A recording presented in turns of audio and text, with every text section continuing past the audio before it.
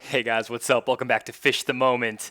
Can't wait to get into another live stream today. Sorry the last one on Thursday got pushed. Had a crazy week going on, so hopefully you guys are able to tune in. Hopefully we'll get enough people on a Saturday. I've never streamed on a Saturday before, so maybe we'll get a lot more people, maybe a lot less, who knows. But just a call out, if this is the first video you've ever watched on my channel, this is one of my live streams where I break down lakes using Google Earth and Navionics maps, but I also have a ton of other videos that I make with on-the-water footage where I'm actually catching fish live, talking about fishing strategies, also do instructional videos, all kinds of stuff. So this is just a live stream format, and so if you're wanting to just get an introduction to the channel, go check some of my other videos out by clicking my name down below. You can check out the channel there. So anyways, what's up guys? Welcome back to Fish the Moment. Got a ton of comments already pouring in on the chat here. Let's see here. Marty, Randy, what's up, guys? Bass Accountant, Clayton, good to see you guys. Steve K, John Bolton, as always, what's up, guys? John, Dan, how's it going? So, seeing a couple comments here right now. First time I've caught your live stream, Brandon, saying, love the videos. They've really helped me out. Thanks, man. A bunch of people joining. Ian, Fishing the City, Joseph, Richard, how's it going, guys? So today we have 3 lakes that we're looking at, and these lakes were picked by my Patreon subscribers. I put a poll on my Patreon page, and people can suggest lakes for the stream. So if you want to have your lake looked at on the stream, go to my Patreon page. There's a link just over here on the far right bottom corner of the screen. You can go to that page. And if you join the page, you'll have a chance to have your lake looked at on my weekly live streams. So today for the lakes, we have Lake Lanier in Georgia, the Harris Chain in Florida, and then Konawa Lake in Oklahoma. 3 very different lakes. I'm really excited to talk about them. Lake Lanier is a super deep, clear lake in Georgia that you can fish year-round with a lot of spotted bass.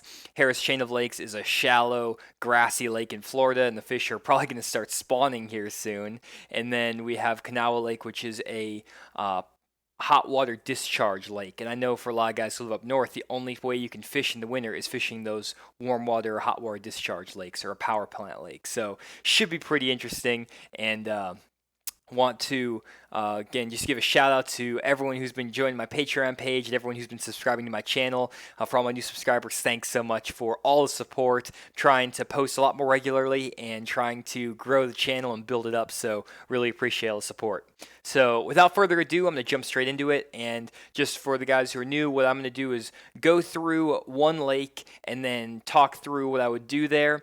And then after that, I'm going to go to the comments, read through the comments, and answer as much as I can, and then go back to another lake and repeat that. And then at the end, I'll try to answer all the questions by the end. So 48 people on, not too bad for a Saturday afternoon without much notice. So let's jump right into the first lake, Lake Lanier. Okay, so Lake Sidney Lanier in Georgia. This is an awesome lake. There's a lot of tournaments that get fished out here every year by the Bassmaster Elite Series. There's like opens, there's FLW tour events out here, all kinds of stuff. And Lake Lanier is known for its giant spotted bass or Kentucky bass. So they get to be 3, 4, 5, 6 pounds out here.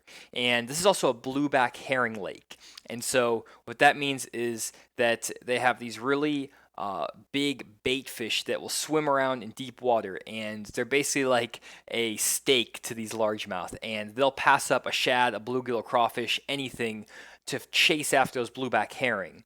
And so in the wintertime, really what you want to be looking for is those blueback herring offshore. You want to be graphing, looking for little pods of those blueback herring and trying to catch some of those big spotted bass that are chasing them. So we have Navionics pulled up here. Before we do that, I want to jump over to Google Earth and show you guys just a breakdown of like the water clarity, stuff like that. So this is Lake Lanier. The water temperatures are probably going to be in the high 40s, low 50s right now. And if you look, it's a pretty clear lake, and you can tell that because the water is pretty dark and blue on the main lake here. And this is kind of like the lower end, which is a lot deeper and clearer. And then you can go up some of the river systems up here too. And if you run way up the river, you can see the water starts to get more brown, more dirty, and you can catch more largemouth. But in general, it's the spotted bass are big enough on Lake Lanier that you don't have to really worry about fishing up these creeks in dirty water in the wintertime. Normally, you can focus on those offshore fish and graph around and find some of those fish that are suspended over 30, 40, 50, 60 feet of water and load the boat and catch a lot of fish. So that's what I'm going to focus on in this breakdown. I'm going to be on the lower end of the lake, looking at Navionics, looking for those deep offshore spots. So let's jump back over to Navionics and take a look. Okay, so first thing you want to look for on fish in the wintertime in December and January, the weather's going to be really cold. The water temperatures are going to dip down into the 40s, maybe even the high 30s. Maybe not here on Lake Lanier, but in some parts of the country. And places you want to look for on these super deep clear lakes, especially around Georgia, South Carolina, places like that, is you want to look for creek channels and places where creek channels run up against shallower water. And so if you look right here, Lake Lanier has so much good looking stuff on it. And so you can see this blue line here is the actual main river channel. It's 150 feet deep.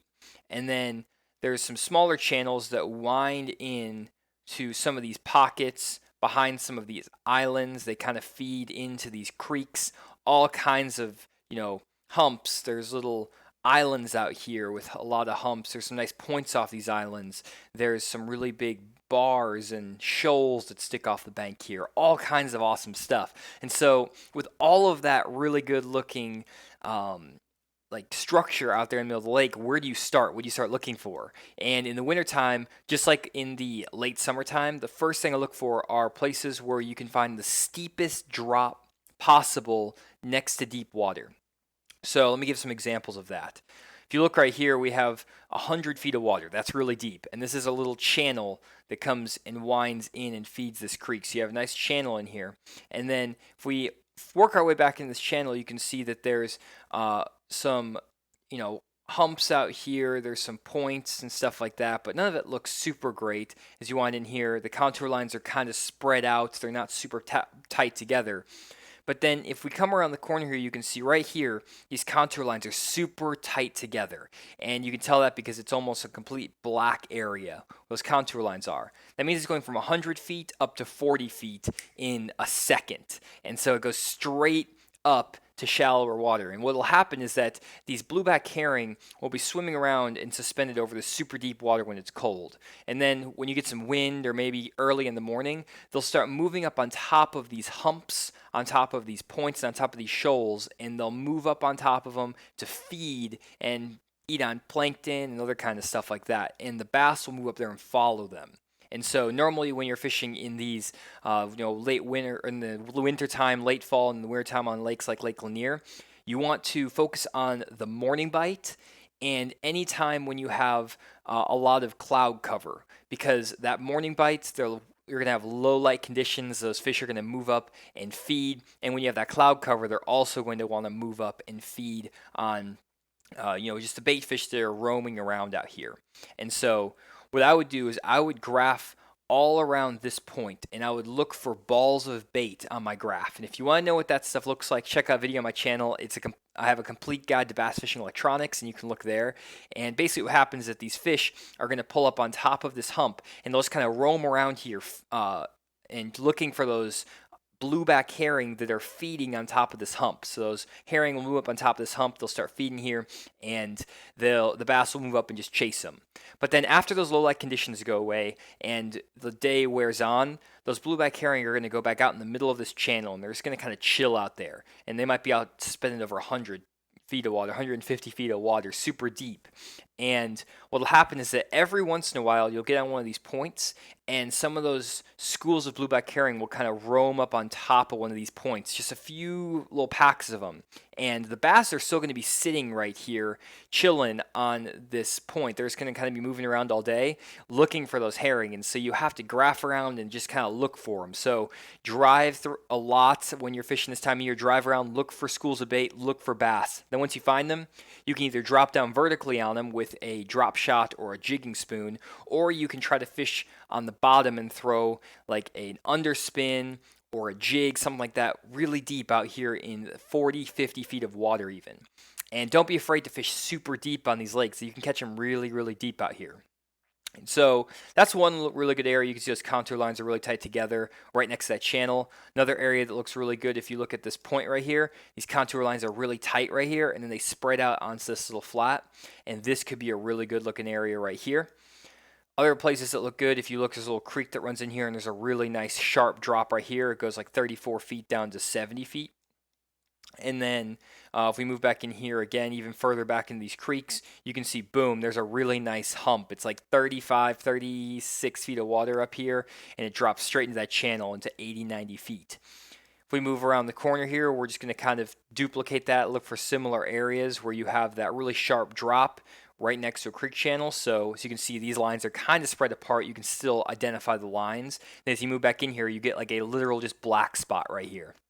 This little area right here, right on that break from 45 to 100 feet of water, those fish are going to chill right in here and just hang out on that spot. And again, just graph over them, look for the fish. Once you find those fish, drop on them with a drop shot, with a jig and spoon, throw a swim bait down there, stuff like that. So that's really how I like to fish in the mornings on these type of lakes in the wintertime.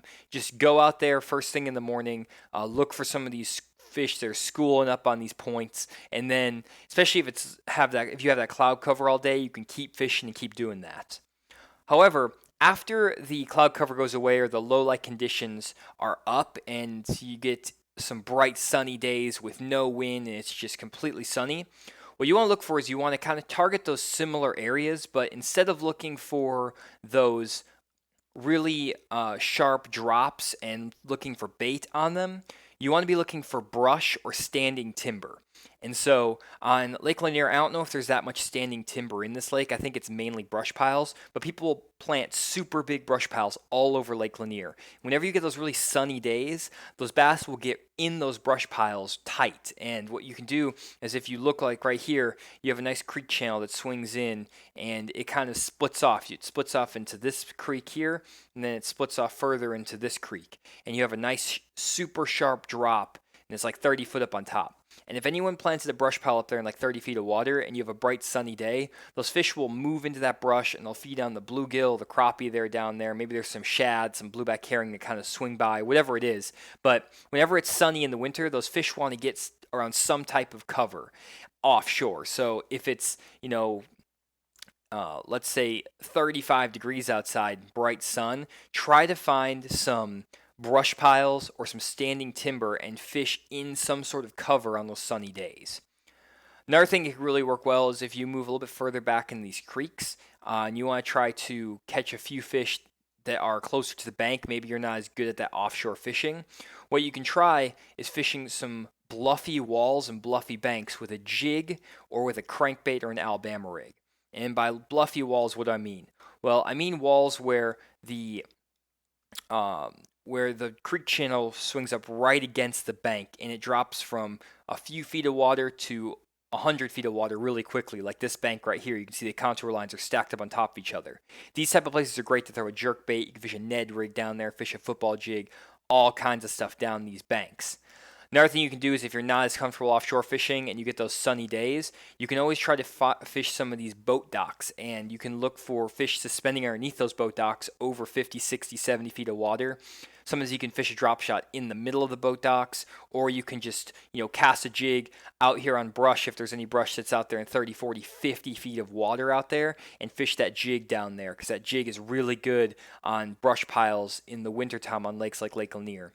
And when you're looking for these docks, always try to find the docks that are close to deep water. And if you look right here, these docks are pretty shallow. Their contour lines are really spread out here. And same with these docks here. The contour lines are really spread out, so it means it's a gradual drop. But then you have a set of docks right here that's a lot steeper. There's a creek channel that feeds right into it, and there's a really steep drop. And those are the type of boat docks you can find some really good fish on, and you can catch them, especially if there's brush down there. And don't be afraid in the wintertime, too, guys, to get up pretty shallow on these docks. You can sometimes, on really warm days, pull up on some of these docks that are in the very backs of the creeks, and you can find like the last steep drop leading into a back of a pocket like this right here. You can see that creek channel swings in. You have some really tight contour lines here and then a nice shallow pocket. these last docks leading into these creeks can be really, really good. And just fish shaky head, fish a jig down there. Look for any types of brush that people will plant, and you're going to be all over it. So that's kind of what I would that I would do on Lake Lanier if I was going to go out there. It's a two-prong approach, and this goes for any blueback herring lake or deep clear lake really in the winter time. Whether as blueback herring like Lake Lanier here, or if you're fishing a really deep lake like Washita in Arkansas, or some of the deeper lakes like Dale Hollow out in Tennessee. If you're trying to fish offshore in the mornings, look for these places where the creek channel swings in super tight, like this right here, to shallower water. You can see those contour lines swing in, get really tight right here against that shallower water. Look for those type of places and fish a swim bait, a jigging spoon, stuff like that first thing in the morning. And then once that sun warms up, look for those brush piles offshore, throw that jig down there, throw that drop shot, stuff like that. And you can normally catch some really good fish doing that. So that's kind of what I would do, like I said. And this is a really awesome lake, awesome fishery. So if there's any of you guys who are fishing out there, you have a great place to hone those offshore skills and catch some big fish. So let me jump over to the comments, guys. You guys have been going crazy over here, and I have not been responding. So I want to get to those real quick. Then we'll jump over to the Harris chain. Okay, so a bunch of people saying, let's see here, just what's up. Randy says you're making fishing great again. It's pretty funny. I fish Lake Lanier a lot. Won a few tournaments there. Money Bass, how am I doing? You may have already been saying, but let me know how my breakdown was there. I think that it's pretty close, but you never know. Call sign Sugar Daddy. Wisconsin here, ice is on the lakes. I actually grew up in Wisconsin, and I lived there for 12 years, so I know your pain, and it is not fun. It's freezing here in Northwest Arkansas, too. It's like snowing right now, so that's why I'm not on the lake fishing today. I didn't want to get my boat stuck on the boat ramp or something dumb like that. Let's see here. Show people what ditches look like. Most lakes have them, and fish around the country. Okay, so let's look at a ditch. So I have some videos, like someone said in there, I do have videos on ditches. It's basically a ditch or a drain. People call them the same thing. People get kind of confused by the terminology, but it's pretty much the same deal. So a ditch is really anywhere where you have, let's see here, let me find one real quick. There's all of these are ditches. There's like a lot of ditches I'm going over. I'm just trying to find one that looks really good example. Let's see here. Here we go. This is a good example. So, okay, so here's a ditch. So basically, if we look at this bank right here, you have a creek channel that runs in, right? And so there's a creek channel that kind of winds through this lake, and it kind of feeds this. And then off the creek channel, you have some white space that kind of rolls back into this creek, and you have three cases of it right here. Right here is what you would call a ditch. It's basically an area where you have shallow water on this end, you have shallow water on this end. It's relatively shallow water because it's not actually really shallow. It's 25 feet of water, but if you look, you have 75 feet of water rolling in here, and you have 30 feet of water on both sides, and it's coming into an area where there's basically like no definition. You don't really see any like notches in the bank except for this, but it's really subtle. This right here is kind of like a pocket, and you can see that there's a creek channel feeding it, but you would just call that pocket. And you could maybe call this a drain if you wanted to. It's like makes it basically the center of one of these little pockets. But this ditch specifically doesn't feed any particular pocket. It just kind of is subtle underwater structure that you can only find by looking at a contour line map or if the lake is drawn down. Here's another one right here. If you look right here, the creek channel comes in here, and then it forks off, and you get this deeper water that runs back into this point, and this is a little ditch. This is actually a really good looking spot. I would actually check this out if I was fishing out here. And those ditches are really great because when it's cold, those fish can move in the center of those ditches, and the bait will congregate down there. And like on lakes like Lake Lanier, Lake Hartwell, places like that, the fish will get in the center of those ditches in 45, 50 feet of water. And on lakes like Lake Washita in Arkansas, the fish will get in shallower ditches that have grass in them. So if you ever find a little ditch that has grass, even if it's in 7 to 10 feet of water, and there's like a flat maybe that's, let's say 5 feet deep, and then it drops to 7 to 10 feet of water, and there's grass in the center of that ditch, those fish will sit there all winter long because that grass will kind of hold some extra heat, and they can sink down that depression to get away from the colder weather, and you can crush them out on those grass lakes in those shallower ditches all winter long. So that's what a ditch is. And then let's see here. 50 feet is nothing on these deep, clear mountain lakes. That's what Dante is saying. Yes, true. Allen's has tons of brush. All the standing timber is 40 plus feet. The water was clear cut 0 to 25 feet. So that's good to know. So with the standing timber out there, a lot of times on these deep, clear lakes, those fish will actually suspend in the tops of those standing timber. So even if it's like 45 feet deep, the standing timber might be sticking up, and it might be actually in 80 feet of water. But the tips of those trees get to about 40 feet. So let's say you have a little creek channel right here, and there's standing timber out in the middle of this creek right here, and it's right dead center in the middle, and it's 75, 80 feet of water. What'll happen is that standing timber might end in 40 feet, and it'll end right up next to one of these points. And so you have like a hump, and so you have a nice little hump right here, and then you have that standing timber that ends right here, but it's still about 40 feet on top. And so they'll chop all those trees off, and those fish will sit right on that break between where the trees end in that 40 feet of water, and they'll get onto that hump. So they'll sit right where that little hump is, which is clean. There's no timber, and then right next to it there is timber, and that timber's in 70, 80 feet of water. They'll sit right on that break, or they'll sit right in the tops of those trees and feed on bait. So I'll make a video on that soon. There's a lake where I want to go. Actually, I want to do that in Beaver Lake because I want to make a video about that. So I'll make a video about that for you guys. It's kind of hard to say how that is, how that works. So tons of questions, guys. Let's see here.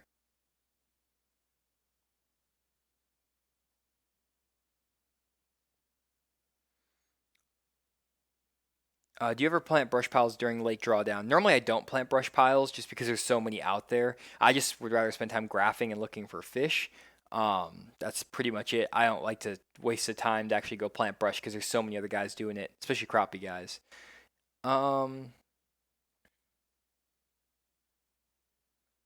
See here. Good to see Clifford on here. Okay.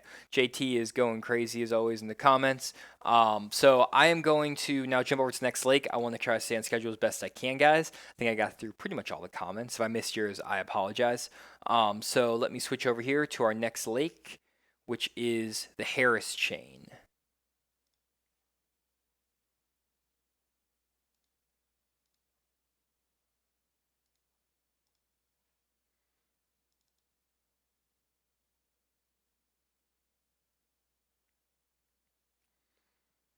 Okay, the Harris Chain of Lakes in Florida. This is a legendary fishery, and it's basically a lot of different lakes that are connected together with canals. So you have Lake Harris. I don't know what all the lakes are actually named. I'll jump over to Navionics and I'll know what all of them are named. But big bass factory. There's tons of giant bass out here. You can catch 30-pound bags easily out on this Florida chain of lakes, and they're pretty shallow. They might be 30 feet deep at the deepest point, and as you can see, there's some really good diversity. You have some lakes that have cleaner water. You have lakes that have a little bit dirtier water. There's different types of vegetation across these lakes, all kinds of stuff. So first thing I want to do, guys, is talk about what you can do to catch pre-spawn bass on these Florida lakes. And I'm actually going to show you some spots that a guy last year used to win an FLW Tour event that was fished out here in January. And so I'm going to show you some offshore spots first. Then I want to show you some places where these fish might spawn, because these fish in Florida are going to start spawning here in maybe late December, early January, or maybe into mid-January, just because it's so warm down there. And I know that's probably frustrating for all the guys up in Wisconsin and New York and stuff where the lakes are frozen over, but they can definitely spawn pretty early here. So let me jump over to Navionics, and we will take a look at that lake. Okay. So Harris Chain. So we have Lake Harris, Lake Eusta, Yale Lake, Lake Griffin, Lake Dora, and then Little Lake Harris. And so we have a bunch of different lakes in here. They're connected together, like I said. And one thing that you'll know about, or you can notice about Lake Harris, is it's pretty much just like a big bowl. And this is one thing I get in the comments a lot. People are like, okay, Johnny, you talk a lot about offshore fishing. You talk about finding those creek channels, finding those sharp drops, or those creek channel swings, stuff like that. But I fish a lake like Lake Harris, where it's basically a big bowl. There's not really many contour line changes. There's not defined creek channels like what you show in your videos. So how am I supposed to catch fish when we don't have those sorts of things? Well, this is what this breakdown is going to be about. I'm going to show you guys how you can find these offshore spots on these basically featureless lakes and what to look for, because you can catch fish offshore on lakes like this, and especially in the summertime and in the winter, you can catch some of your biggest bass on these Florida lakes. They're basically like big bowls offshore. So first place I want to talk about is a place where a guy actually won the Bassmaster, or he won the FLW Tour event that was out here on the Harris Chain. I'm trying to find the exact spot. So basically, this is the spot where he was catching them. I think, yes, here it is. I want to make sure I'm on the right spot. I don't remember. This will do. This will work. So basically, what he was doing is he was fishing out here in the very center of Lake Harris. And so he was fishing either here. I don't know if he was fishing here or he was fishing over here. Some guy in the top 10 was fishing here. Then the winner's fishing over here. There's a bunch of spots that I know of offshore here that I can show. So either way, big fish are caught here. I don't want to get too caught up on that. But basically, what happens out here is you have a big flat. You can see it's like 12 feet, 13 feet, 14, 17. So basically, across the entire lake, the deepest point you're going to find is 17 feet of water, and the contour lines are really, really, really spread out. But if you'll notice, you can see that there's a couple areas where those contour lines get a little bit closer together, like right here. So you have an area where it's 15, 16 feet of water, and it goes up to 13 feet pretty quickly relative for like a Harris chain of lakes. And what will happen is that there's going to be grass all out in the middle of this lake, and that grass will come up to 6, 7, 8 feet of water, and it'll be across the entire lake. And what will happen, like I was saying, is that you'll get some of these areas where these contour lines are getting closer together, and that drop gets a little bit sharper. And so what the fish can do is they can sit out here in this deep water, and they can ambush any bait that swims up into this shallower water. And it creates almost like a break line where you have grass, and then it starts to dip down. And it's just like a ledge, or just like any kind of contour line change on any other lake. It's just a lot more gradual. And so think about like a really gradual hill rather than like a sheer cliff, like a lot of the spots I'm talking about where the contour lines are super tight together. And so these fish will sit up on top of these grass beds right where these contour lines get closer together. And you can catch them on deep diving jerk baits. You can catch them on jigs. You can throw like a swim bait down there and slow reel it. You can even fish top waters over the top of this stuff in the morning in the pre-spawn. And what these guys in the FLW tour were doing is they were fishing these like swimming worms. They were fishing swim baits, stuff like that over the top of the grass, and they were catching big bass, like 30-pound bags of fish. And what happens is these fish sit out here in the winter when it gets a little bit colder, and they'll feed up on shad, because the shad will get out here and they'll just chase bait. And this is a good ambush spot for those shad. And they'll feed up in that pre-spawn time. And then after that, they'll kind of move back up to the shore, and they'll start spawning. Some of them may even spawn way out here in the middle of the lake. I'm not 100% sure on that, but some of them may spawn out here in the big holes in the grass. Another place that guys are catching them is like right here, where again you have 17 feet of water coming up to 14. You have a nice like 4 contour lines pretty close together. This is a nice little area that those fish can get in. And you know, with a 17 foot, that water's a little bit deeper, and so that grass might be 4, 5, 6 feet high all across this flat in the blue area, in the darker blue area. But in the lighter blue area, the contour lines might dip a little bit, and that grass might dip, and instead of being 7 feet tall, the grass might be 4 feet tall, and it's almost like a hole in the grass. And this hole can be a place where those fish can also ambush bait. So they might not just be on that break, they might be in this hole in 17 feet of water, but over the top of that grass. So they're only sitting in maybe 9 feet of water, and it's because that grass comes up 6 feet, stuff like that. So that's one spot these fish will get.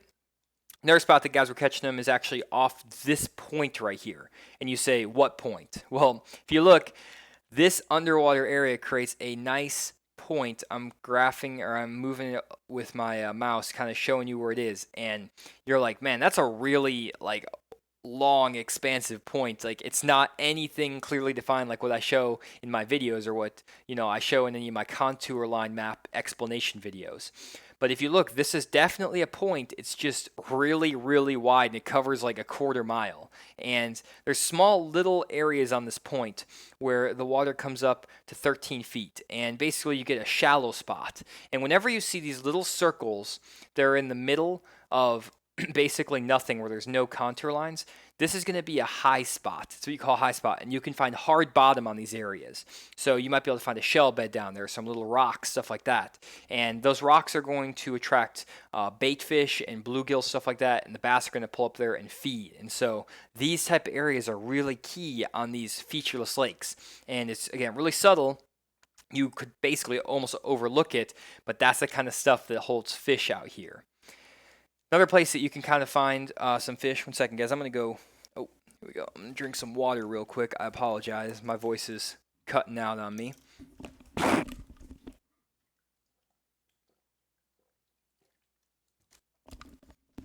There we go. I haven't done a live stream in a while and talked for so long. But anyways, so that's one type of place you can look at.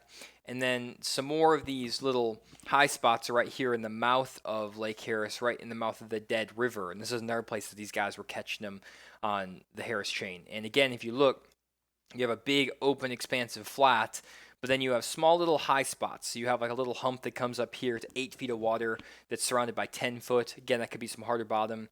There's also just a couple little spots right here. Here's a little depression where there's a little hole right here. There it gets a little bit deeper. Here's a couple of high spots where it gets a little bit higher, so you get hard bottom there. Another little hump right here, right out from the bank, so those fish can stage up on that little hump, that little high spot in that flat with the grass. And here's a little depression, a little hole, and those fish can get in the edge of that depression, maybe right on that high spot. So there's a lot of really good structure. It's really subtle structure on these flat featureless lakes in Florida. And all of those small changes are places where the bass can ambush bait because they can sink down the little hole, or they can kind of sit on the edge of a high spot and they can move up and ambush bait. And so, think about if you're trying to scare someone, and they're walking by, you might want to get on the other side of the table to jump up and scare them, or maybe get on the other side of a hill and jump up and scare them, someplace they can't see you. And that's just like what these bass are doing. They're sitting on a little depression so you can't see them. They're hiding down, or they're going to sit on the edge of those high spots and then go up and grab them. So that's the kind of stuff that you're going to be wanting to look for.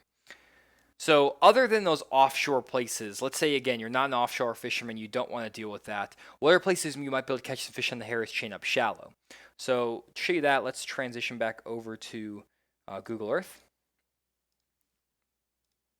So big thing on these Florida lakes that's really important is finding clear water. These bass want to spawn in clear water areas because it's better for their eggs. It's better conditions for the bass to, or for the eggs actually mature and hatch. And so when you're on Google Earth, it's really nice because you can actually see the differences in water clarity. So if we look right here, you can see that, that water is not, that got really not great. Let me find a better example. Okay, here we go. So if we look at this lake here, we have some areas where the water is like pretty dirty. It's like kind of this like brown tint. It's not really clear. You can see it almost looks like, like toxic sludge. It's not looking great on Harris chain here. But as we move back into some of these areas where you get these canals, if you look right here, the water gets a lot clearer. It gets darker, and you can tell it's clear because right here it's like dark brown and like almost like a green color, and then you get this dark color in here. And what happens is that there's a lot of vegetation in here that filters out all the silt and all the mud in the water and clears up the water. And so these fish are going to want to get in this cleaner water. Problem though is sometimes when you're fishing out here, the lake can get really hurt by wind. It's a really shallow lake, and so because of that, the waves build up a lot easier because the water's not that deep. Plus, it's wide open. There's no turns and twists and everything, so it's just like a wide open place where the wind can just go through and crush these areas. And so if you have a wind that's coming from the west, like this, blowing into this area, it'll blow all that dirty water into these little pockets in these places like this, and it'll muddy up the water, and if there's any fish in there, they're just going to disappear. They're going to shut off. And so when you're fishing out here, you want to look for these areas that have clean water, but you also want to look for protected areas that don't get as much pressure from the wind. And so places to kind of look for is like maybe up in this little creek up here. If you look in here, you have a really nice protected area where it's protected from these docks. You can move around this corner, and that this kind of peninsula protects this little bay, and you can see that water gets darker and clearer back in here. And so this could be a great place for the fish to spawn back up in here, back up some of these neighborhoods, stuff like that. You can flip all this grass, stuff like that. Basically, when you fish out here, you can fish either maybe like a chatterbait or a lipless crankbait out here in the middle of these pockets, because those fish will still stage out here in the middle of these pockets in 2, 3, 4 feet of water. And then as it gets later into the year, like January, February, and the fish move up to spawn, you can catch them actually up in some of these reed patches, just flipping down the bank, fishing some of these seawalls, and just sight fishing for these really big bass.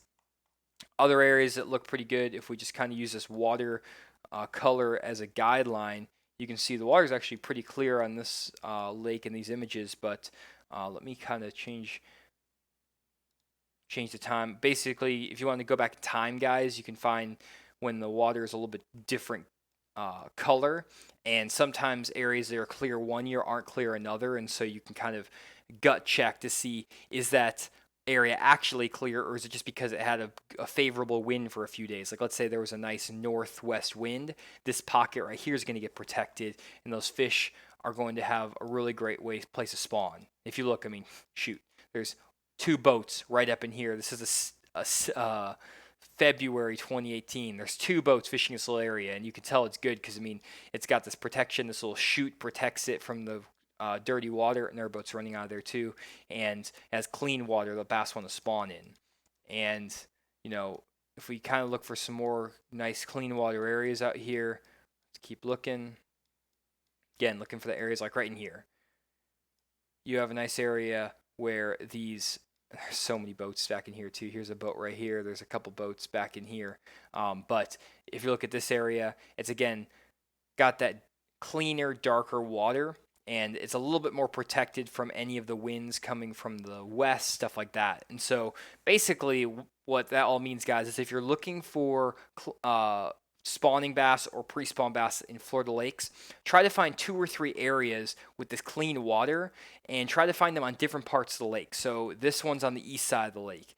This one is on the northwest side of the lake. Try to find one that's maybe on the south side of the lake, like right over here on the southwest side of the lake. And maybe try to find one that's in like the northeast corner.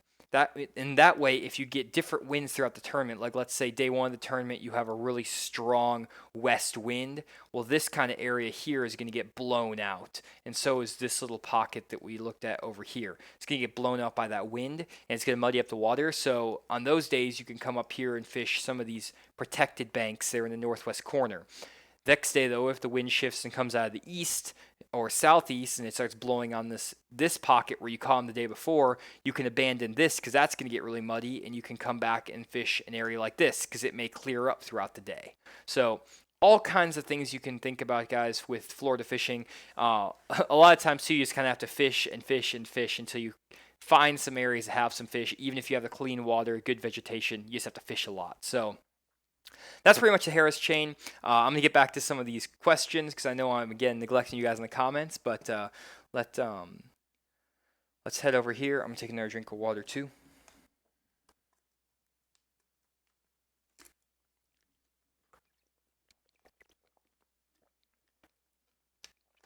So Josh is saying, what about lakes that don't have a dramatic drop, like smaller ones in Indiana? So hopefully that explains what you're saying. Or what you're talking about, Josh. I know you're saying about dramatic drops.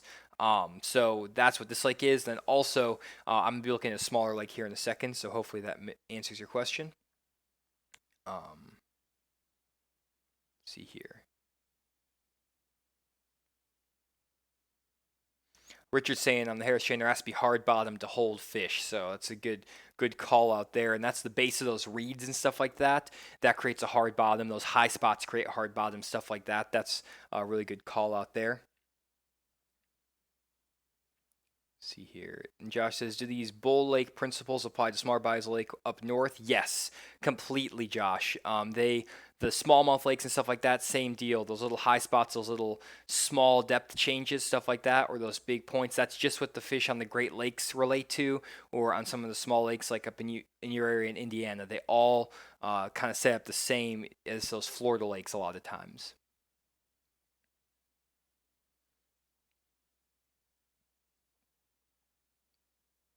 So, have you ever fished the Great Lakes? I have not. Ian McDonald. I've never fished the Great Lakes. I've watched a lot of Bassmaster shows out there. Actually, I take that back. I fished Lake Michigan, but not like out there in the very middle of the lake. We didn't go out there when I was starting to fish when I was 12. I just, my parents and like the other Federation people didn't want the kids going on those really dangerous lakes. So never fished out there. I lived right by Lake Michigan for years and years and years, never got out there. So that's kind of a bummer. See here, Austin Torres says, how much do I have to donate for you to cover some lakes? There's a $5 tier where basically you can make suggestions to the stream, and I do 3 lakes a week on my Patreon or on the stream. And if you go to my Patreon and join the $5 tier, you'll have a random chance of getting drawn each week for a lake breakdown. And then right now, all of my personal lake breakdowns are sold out. Unfortunately, I don't have. I'm working full time, so I don't have the time to basically get all of those out. But hopefully, we'll be opening up more in the future. Just right now, I am fully filled up on those, and like I have some personal one-on-one lessons too. They're all filled up, but that's kind of how that works. But appreciate all the support, guys. If you do join the $5 tier, if you're on my Patreon right now, thank you so much for the support, and thank you for joining. It really helps, grow the channel. And if there's aspirations to do this full time or something in the future, it really helps get that support and make it feasible. So that's something that could happen if I get enough people supporting me on Patreon. If I get enough subscribers on my YouTube channel, I could be making 3, 4, 5 videos a week, doing 2 streams a week. There's all kinds of stuff I could do in guiding trips. I could do so much more content, produce much better content if I was doing it full time, obviously. But right now I have a great job, and I like what I'm doing. So I would have to get to a certain level where I can keep the quality of life I'm living right now with my job and all that. So that just means I have to get a lot more subscribers, a lot more support on platforms like Patreon and through all that stuff to be able to do that. So just a heads up, if you guys have 100,000 friends you want to bring to subscribe to the channel and watch every one of my video, then I might be able to make just a few more videos for you guys each week. Anyways, see here. Do you try to find features that are direction specific based on wind? Yes. A lot of times, I think it's Luke C. A lot of times I will just, look for areas where the wind blows up on the bank. A lot of times that wind will generate current. And so any lake that has structure, you can catch some really good fish when the wind blows on it, because it'll push plankton over the top of these ledges, on top of points, on top of humps. The bait fish will follow, and the bass will be right behind them. So, yeah, that's a good question. What does a bluff wall look like on Navionics? That's Nicholas Velasquez. Let me show you real quick. I can kind of jump over. Let me switch over to Navionics real quick. Unfortunately, Harris Chain does not have any bluff walls, but let me go back over to... Actually, let me go to a lake where I know. I don't want to give you any false examples, but let's go over here to... This is Greer's Ferry Lake. I know these are bluff walls. So basically a bluff wall, this is like a huge bluff wall. Basically it's any place where the creek channel runs right up against the bank. And you can tell it's a bluff wall because if you look right here, it's literally just black. The contour lines are straight black.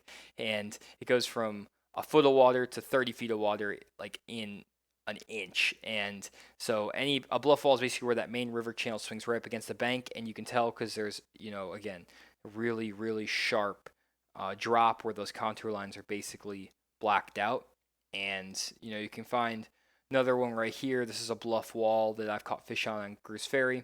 Again, contour lines are super close together, and that creek channel swings up right against the bank. And again, it's almost just like blacked out right here. So that's what a bluff wall looks like on a Navionics map. So while we're back on Navionics, we might as well jump to the next lake. Next one and last one is Lake Konawa. I think I'm pronouncing that correctly. which is in Oklahoma. And this is a hot water discharge lake or a power plant lake. And I know for a lot of guys who are living in the north, the only lakes you can fish at this time of year are those power plant lakes because the water is really warm and it warms up throughout the year. And so this lake is really cool because it has this uh, hot water discharge where the water gets pushed out here, and that water can be 75, 80, 85 degrees in the middle of the winter. So it can be frozen on every other lake in the country, and you can have some snow covering the ground and stuff like that. But right here, that water's pumping out super warm, and you can fish year round out here. And then over here, this is going to be the cooler side of the lake, and this is where the intake for the power plant is. And normally in the summertime, I actually come out to these power plant lakes sometimes and fish the intake areas because there's a lot of good current that pushes through here, and you can catch fish right here on that intake. And then in the winter, I'll come over here where you have the exhaust, or where it pumps back out in the lake and that warm water. So whenever I'm fishing these type of warm water discharge lakes, the first thing I'm going to do, like literally the first thing I'm going to do, is go to where the discharge is. And if we go over to Navion or to Google Earth, let me switch that real quick. Go back over there. We're going all over the country today, guys. Started way over in Florida, now we're going all the way back over to Oklahoma. So here's the lake. Here's the discharge. You can see the water's pumping out here pretty hot right here. And so that water is just pushing out, and that creates some good current. And if you look right here, there's some nice like flooded grass all throughout here, so you can a lot of times still catch some fish up shallow, like throwing frogs and buzz baits and spinner baits, stuff like that, right in the discharge where that warm water is. Those fish will just come up and eat and feed shallow year round in that shallow grass. But if you look where some of these boats are, they're actually out here in the middle of the lake. And you might think, oh, it's like a crappie guy or something, but there actually is a power plant lake here in northwest Arkansas that I like to fish, and it's called Swepco Lake. And it's you have to get there at like 3:30 in the morning to get on it because it's such a good lake and there's like giant bass. So that's why I haven't done a video out there, because it's just like it's not worth it to get out there at 3 a.m. just to get a parking spot and to try to get on the water and get a good area. But basically, what is happening is that a lot of times these fish on these power plant lakes, a lot of guys are fishing up shallow trying to beat the bank, but these bigger fish, these 3, 4, 5, 6, 7 pound bass, which a lot of these lakes have. A lot of these lakes have 10 pounders. Actually, one of my buddies said that one of the guys on the Arkansas bass fishing team, which I used to be a part of, they caught 37 pounds for 5 bass on this Lake Swepco right by my house. And they went out on like a Wednesday when no one was there and crushed them. When it was really cold outside. But what these bass will do is they'll set up on structure spots just like any other lake in the country, and they'll set up right in the mouths of these discharges because you'll get that current that pushes across the top of these offshore spots. And so some places out here that could be really good is you have like a nice little point right here that drops off into deeper water. Those contour lines come in a little bit tighter, and those fish might sit out there in 13, 14 feet. You can catch them on deep diving crankbait, a jigging spoon like a flutter spoon, a football jig, drop shot, stuff like that. They might also sit up on this little ledge right here. You can see it's about 3, 4 feet up on top, and then there's a nice ledge that drops off into 15 feet. And you can catch them cranking, again, fishing a deep diving jerk bait even, stuff like that. But instead of just beating the bank, you can get on these slight, small offshore structure spots in the mouths of these discharges. And this works for every single hot water discharge lake, I think, across the country. And basically, what you can do is just find any structure that's close to the mouth of this discharge and fish it. It'll have bass. Another place that looks really good is this creek channel. You can see this blue squiggly line comes through and hits up right against this point. And this is right close to that mouth of that discharge. So you'll have that warm water, and you can catch fish up on top of this point that are moving up to feed, fish a Carolina rig, pretty much anything you want on these offshore structure spots. Just fish it like it's almost like summertime and catch some good fish. Here's another nice little like point or little ledge right here that runs into a point. This could be a really good spot to fish offshore. And then, you could even come back up here and get a little bit further away from discharge and still catch good fish back in these pockets. So you can see right here, there's a nice sharp drop where the that creek runs right up against this bank. And you can catch fish out here throwing a lipless crankbait, fishing it up in 2-3 feet of water right on the edge of that grass. Maybe fish it a little bit further off the bank. You can even throw like a Carolina rig or something and drag it off the bank a little bit. And you can move back in these pockets again, like right here, that creek channel swings in. Fish that lipless crankbait, fish a spinnerbait, things like that up shallow, and you can just crush them on these hot water discharge lakes. And then you can also catch them, around the rest of the lake. But as you move further and further away from this hot water discharge portion, it's going to become more and more like a normal wintertime fishing lake. And you can still catch them on the other parts of the lake. It's just normally a lot easier to catch them around here just because there's more of them sitting there. But, you can still catch them on your normal stuff. Like if there's this creek channel swings in and you have a nice little point or a little ledge right here. You can fish that. Here's a nice little point or this little swing that swings in here. You might be able to catch them offshore out here on that little drop. You might be able to catch them on this bank back here leading into the creek and catch them just fishing a jerk bait down this bank, a spinner bait, lipless crankbait, stuff like that. This island could be really good because these fish can move up here to spawn. And you might be able to catch them on an Alabama rig or jerkbait just off the tip of this island. There's a nice little creek channel that swings in here and swings up to this point. And you might even be able to catch some fish off this point up shallow if that's something you want to try. And yeah, pretty straightforward fishing, guys. Just fish the normal stuff that I always say is good in the wintertime. You'll notice from my videos what that stuff is.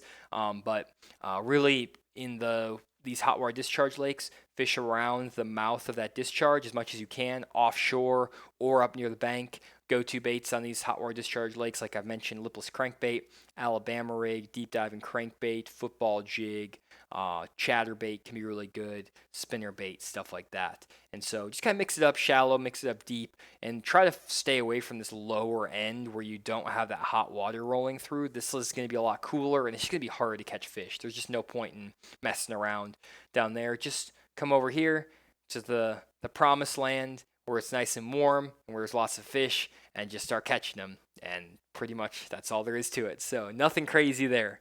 So let me go through the rest of the comments here. So we got 81 people on, which is awesome. What was the maximum amount of people we had on today? We had like 88. 88, I think, is the maximum amount we ever had. So that's not too bad, to be honest. Especially for a Saturday afternoon, basically. So going to keep going back through all these comments, and then we're going to close it up right here at 5 p.m. Central Time. Let's see here. Wow, you guys have been going crazy with these comments. Or am I just missing it? Let's see here. Sorry, guys, I'm getting lost, and there's so many comments. What is your favorite lake to fish at? Lake Dardanelle in Arkansas. By far my favorite lake. I've won a lot of tournaments out there. I finished 5th, 7th, 2nd, and 3rd or 10th at the High School Fishing World Finals that was out there. Plus I won a college FLW regional championship on Lake Dardanelle. So that lake has been really good to me. I like it a lot. I'll catch a lot of big fish out there. Lake Washita is probably a second runner-up just because it's so diverse and so fun. It's also in Arkansas. Let's see here. Do you have any videos on fishing deeper marinas? I don't. I normally don't fish around marinas just because they're normally off limits for tournaments. Some marinas are fine to fish, but I just haven't done any videos on them. I might actually try that. That's a good suggestion there, Caleb. And then, let's see here. Would love to see more tourney videos. Yes, I definitely want to do some more tournament videos. I have not been fishing enough lately, guys, to actually put my money forth in the tournament. I'm just fishing maybe, 3 times a month and then trying to make as many YouTube videos as I can for you guys. So once I start fishing more and getting more into it, especially in the summertime, that's like my favorite time to fish. I'll definitely be doing more videos there. And then Drew says they don't pump water here anymore. It fishes like a normal lake. Oh, well, I did not know that. I apologize for doing that whole breakdown there. But hopefully you can still kind of see some of the areas that I would fish on that lake. Sorry for missing that comment, but for all the other guys who are doing the hot water discharge lakes, it's hopefully something that you guys can look at. And then, since water temperature never really drops on power plant lakes as much as regular lake, do you treat it pre-spawn, spawn, or is there a magical water temperature to look for?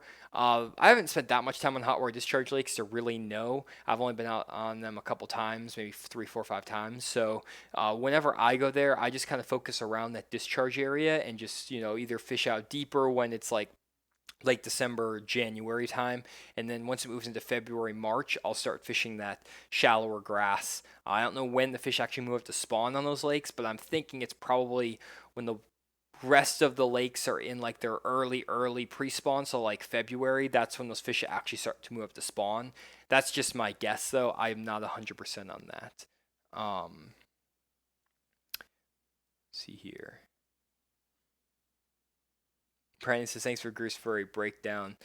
He has a tournament there in March, and hopefully that applies to the spring too. Goose Ferry is a tough lake. I would fish in Cove Creek, if you know where that is. It's on the very south part of the lake. Do I have that still pulled up? If you're fishing Greers in the spring, this is a great area of the lake. You can catch some big smallies down here. This is always really good, Cove Creek. You can also catch them way up in here and around this island. You can fish offshore on this island. There's some road beds out here in March that are really good. And I've caught some big ones out here. And in a tournament, I had a guy beat me to the spot by like a little bit, and he caught 16 pounds and 7 casts off. It was like right here. There's a little road bed hump thing right here. So just so you know, more you know. Anyways, looks like comments are dying down. We got 5 more minutes. Any last comments, guys? I will answer your question if you send it out right now because I have no comments to read. I may have missed a few here and there, but just start going through. If I missed it, retype it, repaste it. I got 5 minutes, and I have, you have my full attention for now 4 minutes. So be firing those questions away. I'll just wait for you. What about the Ned rig in the winter? Love the Ned rig in the winter. Fish those bluff walls, just like I was showing. Who was I forget who it was. I think it was maybe Luke, but maybe it wasn't Luke. I don't remember who had asked for the bluff walls, but fish that Ned rig down the bluff walls, and that's pretty much a guaranteed way to catch keepers anytime throughout the winter. And then also you can fish it out really deep, like on Lake Lanier, out in that 40 feet of water. Just put a little bit heavier head on that thing and let that thing sink down there and fish it real slow. Great bait. What do you think about Broken Bow Lake in eastern, or I think it's eastern Oklahoma? I've never been to Broken Bow, so I would not know, but I can take a look at hopefully sometime. If you throw it in my Patreon, I can try to take a look. Go-to lure for 40-degree water temperature, suspending jerk baits. I would throw a suspending jerk bait. If I had one lure for 40-degree water, I would throw a suspending jerk bait all day long. That's it. Other bait I would throw is a flat-side crankbait, especially if it's a dirty water lake and there's a lot of sun. I would fish that flat KVD 1.5 flat. You'll see a video where I actually was catching them in 40-degree water on that bait on my channel, so I've caught some good ones doing that. But most of the time, it's a suspending jerk bait, Lucky Craft Pointer 100. Just let that thing pause for 15 or 20 seconds when the water temperatures are in the low 40s, especially if it's in like the high 30s. Fish that jerk bait super slow, like 30-second pauses, and you can catch them. I have a video coming out about that, hopefully tomorrow. Definitely tomorrow, maybe tonight on that. JT says, Johnny's done early. I'm shocked. That is a shock. I'm not used to this. I'm not used to being done early. We love video on Lake Eufaula, Oklahoma. Definitely want to make a trip out there, Drew, to get out there because I know in the spring especially that lake is loaded. Thoughts on grubs with salt and garlic? Any advice maybe for smallies? I don't really know, the salt keeps that bait heavier. I'm not that big into scent. I'm not that big into baits in general. I mean, I have a lot of baits and I throw a lot of different stuff, but I don't get super particular on color. I'm colorblind. I don't get particular on scents. I haven't seen it make that much of a difference. I'm more about putting my bait in the right area, and if I put the bait in the right spots, I think that the fish are going to bite regardless of those subtle things. If I was fishing the Elite Series or fishing tournaments more, I probably would think more closely about that. But I think that knowing where the fish are and looking at navionics and your electronics and learning how to find fish will get you 85% of the way there, and you can still catch a ton of fish without obsessing over tackle, as you can see in my videos. And then that last 15% where you want to like really catch the big bags, like win the Elite Series event, the tackle makes a difference. Nicholas saying Lake Berryessa. I don't know Berryessa. I don't know that lake, unfortunately. But if you want to try to join Patreon and drop that in for this weekly live stream, just go to my Patreon page, subscribe, and then you'll have a chance to suggest that lake on my Patreon page. So Leon says challenge. Do a dam in South Africa. Leon, please send me a message on Facebook or on Instagram, Fish the Moment, with the name of the lake or like I don't even know how to find that. If it has navionics, I don't know if it has navionics. I'll do it for fun one time, maybe just after the end of a stream, because that sounds great and I want to try to do that because I know South Africa has some good fish. Jerry used to, Federation guy, but yeah, we should do that. Anyways, let's see here. What do you think of the Hydrowave device? I actually have a Hydrowave and I've used it before and I've actually had some really cool results with it where I've been using it and fish have come up schooling next to the boat, stuff like that. And so when I'm tournament fishing, I always have it on and ready. So it does work. It actually does work, but it's very specific. You have to be around fish that are actively schooled up, actively feeding on shad. There's probably only 5% of the time I'm in a scenario where it makes a difference or it actually works, maybe 10% of the time, but you have to know exactly what you're doing with it. You have to know when to change the settings, stuff like that. I'm not an expert at it, but I know it does work. I'll maybe start using it more in this next year and maybe do a review and show you how to use it because I honestly do believe in it. That's why I bought one. My fishing partner had one on his boat and it worked. So I'll do some more stuff on the Hydrowave, but yeah, that's pretty interesting. So um, and then Leon saying you'll send the info. Awesome. So, anyways, guys, we're at the end of the stream. People are dropping off like flies, so I'm going to end it here. But thanks so much for watching. If you haven't already, go subscribe to the channel. Leave comments down below if you have any questions after you watch the stream about what I talked about. I'll try to get to those questions. Not been great responding to comments recently, guys. Apologize there. Just been super busy with everything else going on. But if you want to have your lakes recommended for this live stream, go to my Patreon page and join that. And you can have a chance to have your lake shown on my stream. And other than that, hope you enjoyed the video, and I will see you guys next time.